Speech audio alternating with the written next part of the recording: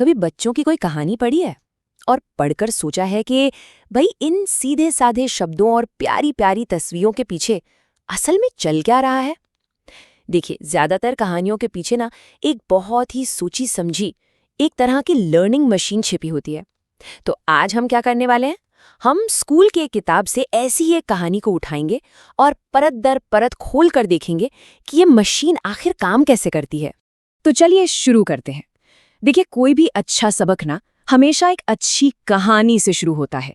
एक ऐसी कहानी जो हमें अपनी तरफ खींच ले, है ना? और ये कहानी भी कुछ ऐसी ही है।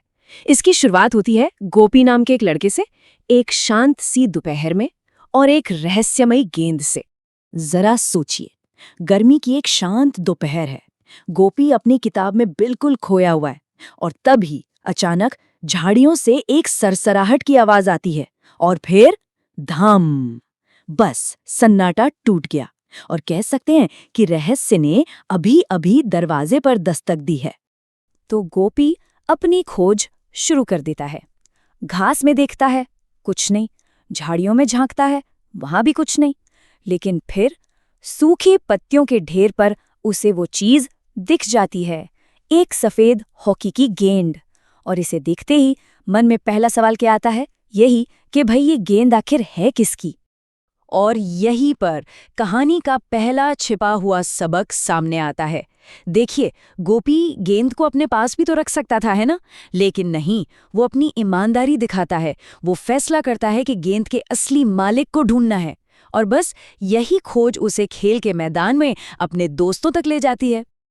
अब गेंद का मालिक तो मिलता नहीं है, पर इसका मतलब ये तो नहीं कि खेल रुक जाए। तो खेल पूरे जोरों पर है। तभी जय नाम का एक लड़का गेंद पर एक जोरदार शॉट मारता है, और गेंद, अरे वो तो हवा में एकदम गोली की तरह निकलती है, खेल के मैदान की बाउंड्री के भी पार। और अब आता है कहानी का सबसे मजेदार हिस्सा। वो गेंद सीधे जाकर एक गुजरते हुए स्कूटर की टोकरी में गिर जाती है, और स्कूटर वाले को तो पता ही नहीं चलता। उसे तो कोई भनक तक नहीं लगती। वो आगे बढ़ जाता है और उसके साथ साथ गेंद भी चली जाती है। तो मतलब रहस्य सुलझ तो गया, पर वैसे बिल्कुल नहीं जैसा किसी ने सोचा था। और सारे बच्चे वो तो बस एक दूसरे को देखकर जोर जोर से हंसने लगते हैं। तो ये थी कहानी। मजेदार थी, है ना?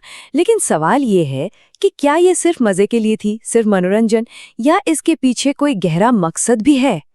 अच्छा, तो अब कहानी खत्म हो गई है और हमारी असली पड़ताल अब शुरू होती है। तो देखिए, किसी भी सबक का जो पहला लेवल होता है ना, वो ये पक्का करना होता है कि कहानी समझ में आई भी है या नहीं। मतलब नए शब्द सीखे, कहानी के जो मेन पॉइंट्स थे वो पकड़ में आए, ये सब। अच्छा, अब यहाँ एक बहुत ही मजेदार चीज देखने को मिलती है। ये जो वोकैबुलरी टेबल है ना, जरा इस पे नजर डालिए। इसमें ड्रिबल का मतलब दिया है चटकने की आवाज, और रसल का मतलब दिया है गेंद को हिलाना। अरे ये तो बिल्कुल उल्टा है ना? अजीब। ये एक छोटी सी मजेदार गलती है, और इससे ये भी पता चलता है कि कभी-कभी ये सब चीजें कैसे तैयार होती हैं। इसके बाद आते हैं कॉम्प्रिहेंशन क्वेश्चंस, मतलब समझबूझ के सवाल। जैसे कि अच्छा बताओ, ये किसने कहा था, या गोपी ने क्या किया था? ये एक बेसिक चेक है कि भाई ध्यान दिया भी जा रहा था या नहीं। कहानी के कैरेक्टर्स, कहानी में क्या हुआ, वो सब बेसिक चीजें समझ में आई। चलिए अब इसकी दूसरी लेयर पर चलते हैं। ये कहानी असल में ग्रामर का एक कॉन्सेप्ट सिखाने का एक जरिया है, एक व्हीकल है। और यहाँ टॉपिक है एडवर्ब्स, यानी कि क्रिया विशेषण। तो सबसे पहली बात, ये क्रिया विशेषण होता क्या है? सीधी सी बात है, ये वो शब्द है जो किसी एक्शन, किसी क्रिया के बारे में और जानकारी देता है। जैसे कहानी में था जोर से मारा, तो इसमें जो जोर से है ना, वही क्रिया विशेषण है। ये बता रहा है कि मारने का काम हुआ कैसे। और यहीं पर इस तरीके का कमाल दिखता है। किताब क्या करती है, सीधे कहानी से ही सेंटेंस उठाती है, ताकि दो तरह के एडवर्ब्स सिखाए जा सकें। पहला, एडवर्ब्स ऑफ फ्रीक्वेंसी, जो बताता है कि कोई काम कितनी बार होता है, जैसे दोस्त नियमित रूप से मैदान में मिलते थे। और दूसरा, एडवर्ब्स ऑफ टाइम, जो बताता है कि काम कब हुआ, जैसे कुछ तुरंत करना। तो जब ग्रामर को एक जानी पहचानी कहानी में ऐसे पिरो दिया जाता है ना, तो उसे समझना वाकई बहुत आसान हो जाता है। तो अब शुरू होता है असली क्रिएटिव काम। एक बार जब कहानी समझ आ गई, ग्रामर भी सीख लिया, तो अब रोल बदलने का टाइम है। अब सिर्फ कहानी को पढ़ना नहीं है, अब कहानी को बनाना है। और इमेजिनेशन को जगाने के लिए इस तरह के एक सिंपल स्टोरी स्टार्टर का इस्तेमाल होता है। सोचकर देखिए, टीचर एक लाइन से शुरू करता है और फिर क्लास का हर बच्चा बारी बारी से अगली लाइन जोड़ता जाता है और सब मिलकर एक नई कहानी बना देते हैं। ये इमेजिनेशन और टीम वर्क दोनों की एक शानदार प्रैक्टिस है। और रुकिए, बात यहीं खत्म नहीं होती। यही एक कहानी हर चीज का बेस बन जाती है। प्रोनाउंसिएशन की प्रैक्टिस इसी कहानी से, 2 पुराने शब्दों को मिलाकर नए शब्द बनाना, जैसे सनराइज या फुटबॉल, वो भी इसी से। और यहाँ तक कि आगे क्या हुआ होगा उस पर एक डायलॉग लिखना, सब कुछ, मतलब हर एक्सरसाइज इसी एक कहानी पर टिकी हुई है।